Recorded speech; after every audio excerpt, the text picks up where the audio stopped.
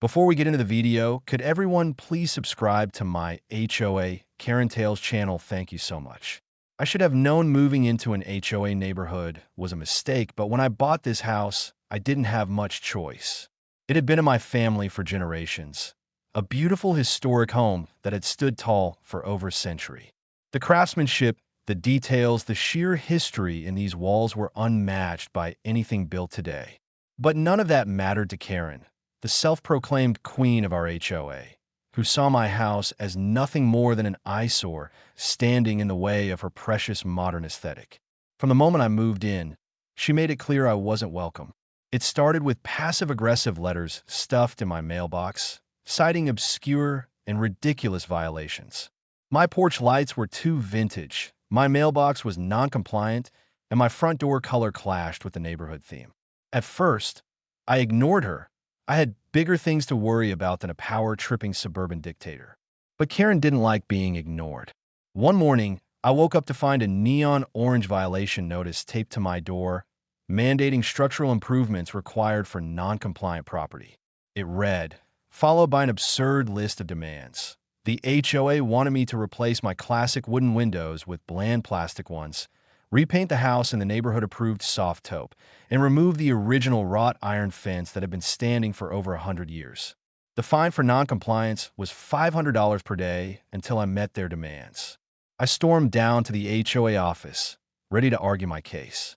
"This is insane," I told Karen, who sat smugly behind a desk. "You can't force me to gut my home just because it doesn't fit your ridiculous vision." She barely glanced up from her paperwork. "It's all in the guidelines. If you don't comply, the HOA has the right to take corrective action." That was the moment I realized Karen wasn't just annoying. She was dangerous. She genuinely believed she had the power to dictate what I could do with my property, and I had no doubt she would go to extreme lengths to enforce her will. I walked out of that office knowing one thing. This wasn't over. Over the next few weeks, the harassment escalated. Karen sent landscapers to my property to trim my hedges, code for hacking them down to ugly stumps. She issued noise complaints anytime I so much as used my lawnmower. Then came the anonymous complaints to the city about safety violations on my property. I spent countless hours proving my home was structurally sound and up to code. Then one morning, I woke up to something worse. A bulldozer parked in front of my house. At first, I thought it was some kind of mistake, but as I stepped outside, I saw Karen standing next to a group of men in hard hats, clipboard in hand, watching like a queen overseeing her subjects. "Good, you're up," she said, smiling. "We're finally dealing with this safety hazard." My stomach dropped. "You can't be serious." She let out a condescending laugh.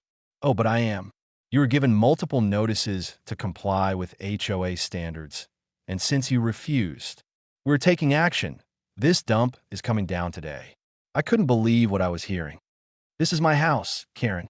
You don't have the authority to demolish it." Karen held up a document, waving it like a golden ticket. "Actually, I do. According to HOA bylaws, if a property is deemed a blight to the community and remains non-compliant, the HOA can remove it." I grabbed the paper from her hand, scanning it. It was a complete fraud, a document that had no legal standing. But Karen had the bulldozer, the crew, and enough arrogance to think she could get away with it. I had to act fast. I pulled out my phone and started recording. "You're trespassing on my property, and if you so much as touch a single brick of my house, I will have you arrested for destruction of private property." Karen's smile faltered for the first time. "You're the one breaking the law. This structure is a hazard, and we're doing what's best for the neighborhood." I turned my camera to the bulldozer operator. "You touch this house, and you'll be personally liable for damages. This is not legal." The operator hesitated, looking between me and Karen. Karen, however, wasn't about to let her master plan fall apart. "Ignore him. He doesn't know the law." But I did, and Karen had just made the biggest mistake of her life. I knew Karen was unhinged, but I never thought she'd actually go this far. Standing in front of my house, the bulldozer idling just feet away, I could feel my heart pounding in my chest. Karen's smug expression made my blood boil, but I had to keep my cool. She thought she had won, that I was just going to roll over and let her erase my family's home from existence. She had no idea just how badly she had screwed up. The bulldozer operator, a burly man in a neon vest, looked from Karen to me, uncertainty clear on his face. Look, lady, I don't know about this. We don't usually do demolitions on occupied homes. It's not occupied, Karen snapped, cutting him off. It's an illegal structure. Just do your job. I stepped forward, holding on my phone. Buddy, you so much as touch this house, and you'll be in court for the rest of your life. This is private property, and this lunatic has absolutely no legal authority to order a demolition. Karen let out an exaggerated laugh, her arms crossed like she was watching a pathetic comedy show. Oh, please, the HOA has every right to enforce neighborhood compliance. We have legal precedent. I turned my phone toward the bulldozer operator, my voice steady and clear. I have documented proof that this house is legally protected. The city issued me permits. You tear this house down, you're not just destroying private property. You're committing a felony. The operator hesitated, then shifted in his seat. You got permits? I reached into my back pocket, pulling out the laminated documents I had been carrying ever since Karen started her campaign of harassment. Right here, and I suggest you take a good look before you end up in a courtroom. He took the papers. Furrowed brows. Karen was already shaking her head. That doesn't matter. Those are just papers. The HOA rules override any city nonsense. The operator looked up at her, his expression turning sour. Ma'am, I don't know what kind of power trip you're on, but I'm not about to bulldoze a house that has active city permits. I'm not losing my job over this. Karen's face twisted in anger. Do you know who you're talking to? I have connections. You think you're going to work in this town again after disobeying my orders? The operator snorted. Lady, I don't work for you. I work for the company that pays me, and I'm not wrecking a house when the owner is standing right here with legal paperwork. Aeon's smug confidence cracked. She turned to the rest of the crew. Fine, if these idiots won't do their jobs, I'll do it myself. Before I could react, she grabbed a metal crowbar from one of the toolboxes and marched to my front steps, rage in her eyes.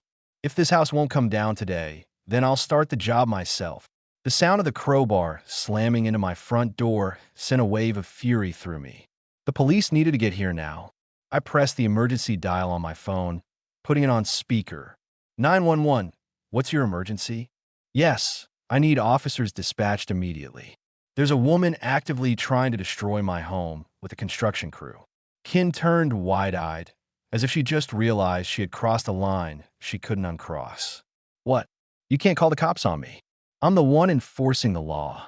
The only thing you're enforcing is your own insanity. I shot back, stepping between her and my house. Now get off my property before you make things worse for yourself. Her grip tightened on the crowbar. She was shaking, her face an ugly shade of red. You don't get it. You're ruining everything. This neighborhood was perfect until you came along. The sound of sirens in the distance made her flinch. The construction crew exchanged nervous glances, and the bulldozer operator quickly hopped out of his machine, wanting no part of what was about to go down. Moments later, a squad car screeched to a stop in front of my house. Two officers stepped out, hands resting on their holsters as they took in the scene.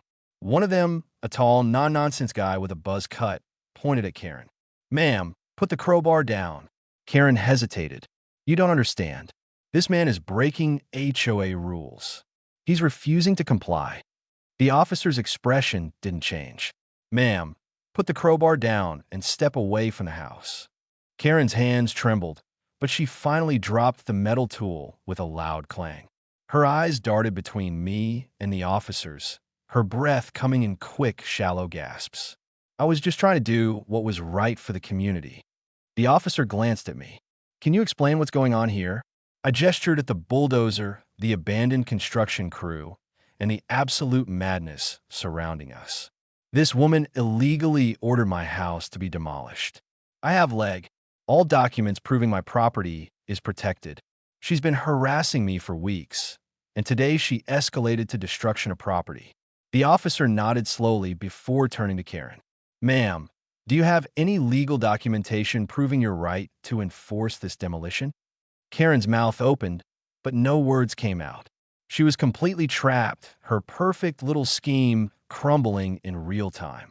"Ma'am," the officer said, pulling out his handcuffs, "you're under arrest for attempted property destruction and trespassing." Karen shrieked, "No, you can't do this. I run this neighborhood. He's the criminal, not me." But it didn't matter. The second those cuffs clicked around her wrists, reality finally seemed to set in. And the best part? The real twist was coming soon. Karen had no idea that my house wasn't just legally protected. It was a historical landmark, and she had just committed a crime that was about to cost her everything. Karen sat in the back of the squad car, her face twisted in shock as if she couldn't process what was happening. The neighborhood queen bee, the self-proclaimed ruler of the HOA, now in handcuffs on the curb in front of my house. But the best part? She had no idea just how deep of a hole she had dug for herself. The officer who had cuffed her turned back to me. "We'll need to take your statement and collect evidence. Do you have security footage of the incident?" I nodded, barely able to contain my grin. "I have multiple cameras. Everything from her ordering the demolition crew to her attacking my door with a crowbar. It's all on tape." Karen's eyes widened. "You were recording me?" she screeched, thrashing in the back seat. "That's illegal." "No, ma'am, it's not." The officer cut her off, his voice calm but firm. "And for what I'm seeing here, you've not only trespassed, but attempted felony property damage." Karen's face drained of color. She stammered, trying to come up with another excuse, but she had already lost. "Actually, officer," I said, pulling out one final document, "there's one more thing she should know. This house, it's not just protected by the city. It's an officially registered historical landmark." Silence. Karen blinked rapidly, her mouth opening and closing like a fish gasping for air. "That's not possible. It's just an old house." "Nope," I said, enjoying every second of her meltdown. "This house has been in my family for generations, and it was designated as a landmark 5 years ago. You know what that means?"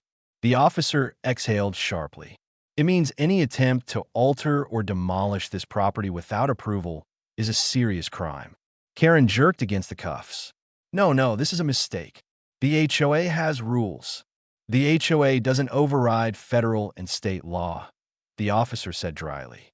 "And considering you just attempted to destroy a protected landmark, you're looking at much more than a simple trespassing charge." At that moment, one of the construction crew members who had been nervously watching from a distance stepped forward. I had no idea. She told us she had legal authority. We don't want to be involved in this." The officer nodded. "You're free to go, but we'll need your statements later." Karen had gone completely pale, her entire plan crumbling in front of her. "Please," she whimpered. "I didn't know. I was just trying to make the neighborhood better by illegally demolishing someone's home." I raised an eyebrow. "Nice try, Karen." The officer shut the squad car door. "We'll be forwarding everything to the district attorney. Given the historic status of this property, expect some serious charges." As the squad car pulled away, I turned to see the other neighbors peeking out from their windows and porches. Some of them looked horrified, others clearly entertained. Just as I was about to head inside, the current HOA president, Karen, had never actually held the title. She just acted like she did, walked up to me. "I just wanted to say," she said, rubbing her temples, "we had no idea she was pulling this. She always acted like she ran the place, but we never authorized any of this." "Yeah," I said, glancing at where the squad car had disappeared down the road. "Well, it looks like you won't have to deal with her anymore." The president sighed. "Honestly, thank God. With Karen gone, my house stood tall, untouched, and more protected than ever." I stepped onto my porch, taking one last look at the chaos she had caused, and smiled. The neighborhood just got a whole lot quieter.